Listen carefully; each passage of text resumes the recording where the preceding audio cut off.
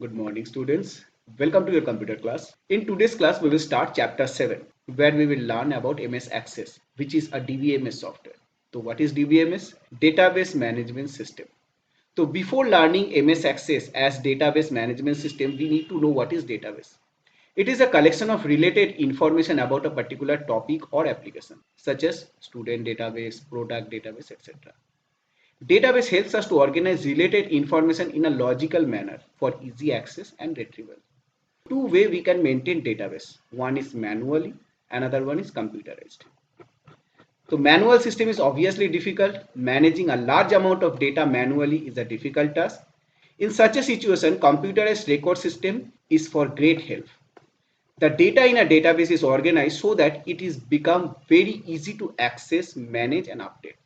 To access and analyze data or information from a database, we need a database management system, DBMS. So many DBMS softwares are there. One of them is MS Access. So what is the definition of DBMS? Database management system. It's a collection of program and data needed to create and manipulate database. It helps us to store and retrieve data and perform operation on them to generate meaningful summarized report. Now we will learn the advantages of DBMS. There are certain advantages of using DBMS in computer. What are those? These are the advantages given in your book. It eliminates the problem of duplicate records. That means it prevents user to enter duplicate record or to store duplicate records. It eliminates data redundancy, means holding the same data in two places. In database, how we store data, where we store data, in multiple tables.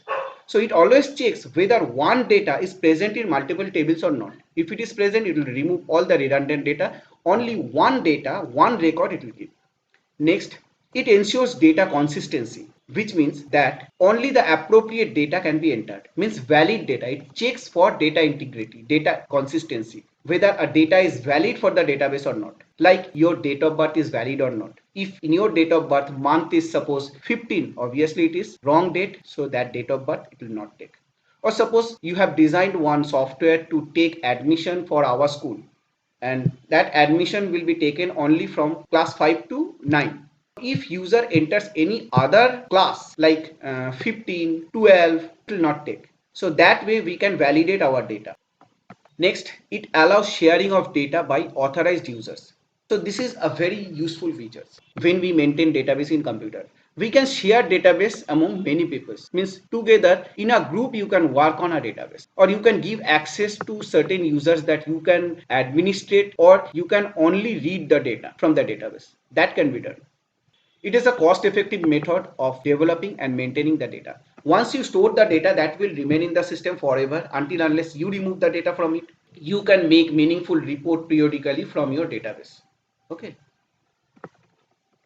Next, did you know? This you have to learn. Charles Backman developed the first DBMS called Integrated Data Store, that is for personal use.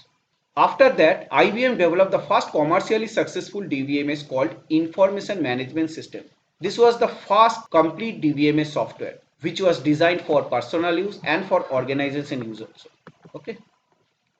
Now database object. What is that? Objects are the components of a database. Data in a database are organized into tables. Many other objects are also there like query, form, report, macro, modules, many are there. But table is the fundamental database object without which we cannot store data.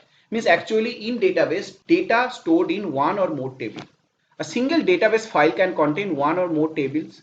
A table is a basic building block of a database. It contains data in the form of rows and columns and looks like a spreadsheet. So this is one table. You know how to make table in Microsoft Word, and Excel itself gives what? A spreadsheet, which is a table structure. Means a grid of rows and columns. So these columns in database are called fields, and row contains a full record, means a full information about a subject, about an entity. Now here in this table 1, 2, 3, 4, 4 columns, means 4 fields are there, and 1, 2, 3, 4, 5, 6, 6 rows are there. But the first row is reserved for the column labels, for all the column labels. So as these columns are called fields, the label of the column is called field name. So by field name we can identify the column, like this is serial number column, this is name column, this is address column, this is phone number column, telephone number. We can give the name to this column, to this field. And record is what? The complete information about one entity. Like here, one record gives a serial number information, name information, address and phone number of a person, of a student, of an employee. Understood? The column in a table is called field and row in a table is called record. A row consists of multiple column values, multiple field values. Like this row, this record consists of serial number value, name value, address value and telephone number value. We will learn Microsoft Access 2010, but I don't have Microsoft Access 2010 in my computer. I have Office 365 latest version. So almost same, little bit differences there that you can easily identify when you will work in MS Access. The Microsoft Access 2010 is commonly used general purpose DBMS software. It is very popular and useful DBMS software to maintain database. It is a part of MS Office 2010 suite, means it is a component of MS Office package. Microsoft Access is also a relational database management system. Why relational database management system? Because here we can store related information in multiple tables and after that we can link those tables, means we can relate those tables based on common fields.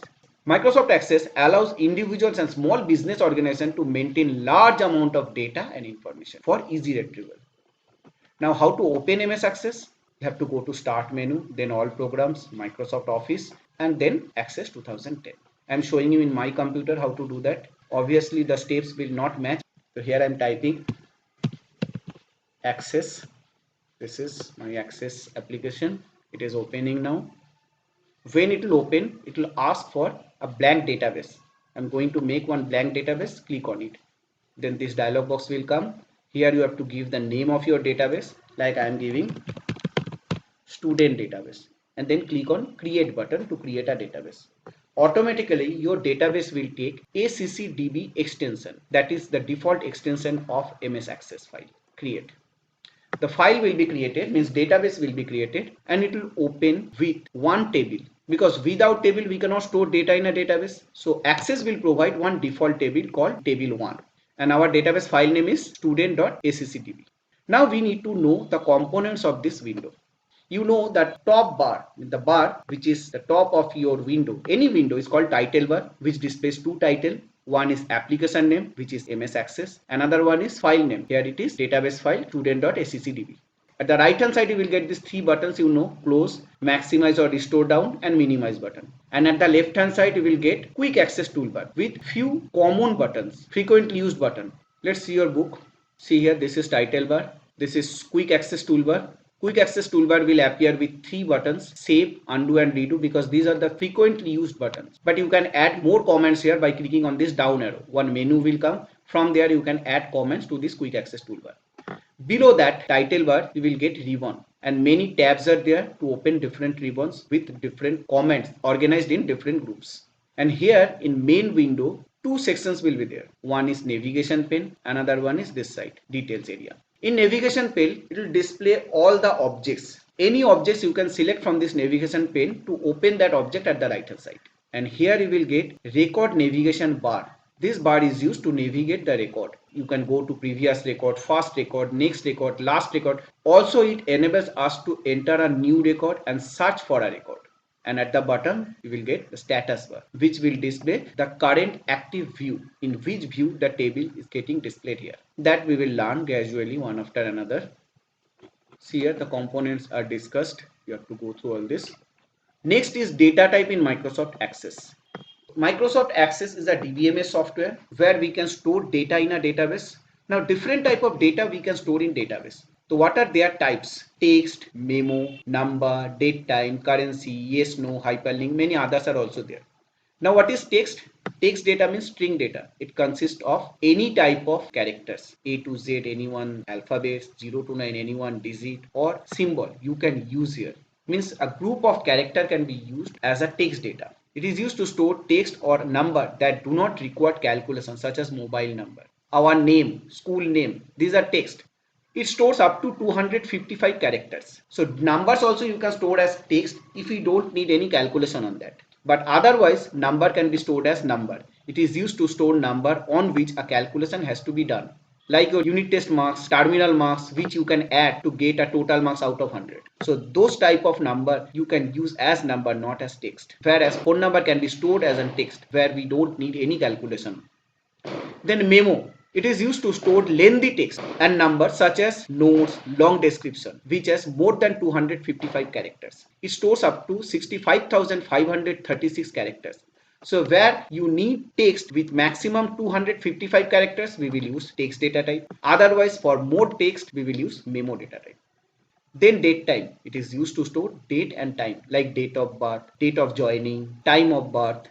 Next is currency. It is used to store monetary data. Here number will appear with one currency symbol before it. Automatically currency symbol will be added. You have to enter the data. It will take the default currency symbol before it, or you can set the currency symbol. Default currency symbol is dollar. You can change it to rupees or pound or anything. Then yes, no. It is used when there are only two possible answers, yes or no. A checkbox will appear here. It will not allow you to enter any data. Only one checkbox will come. When you will select the checkbox, one tick symbol will come. It represents yes. And again, when we will click on that checkbox, the tick symbol will disappear, which represents no. Then hyperlink. It is used to store the address of any web resource. Can be a website, email address, or any link. Understood? So these are different types of data which can be stored in a database table. Now in our next class, we will learn how to operate database using DBMS software. So today up to this much, you read this much. In our next class, we will complete this chapter. Till then, bye. Have a nice day.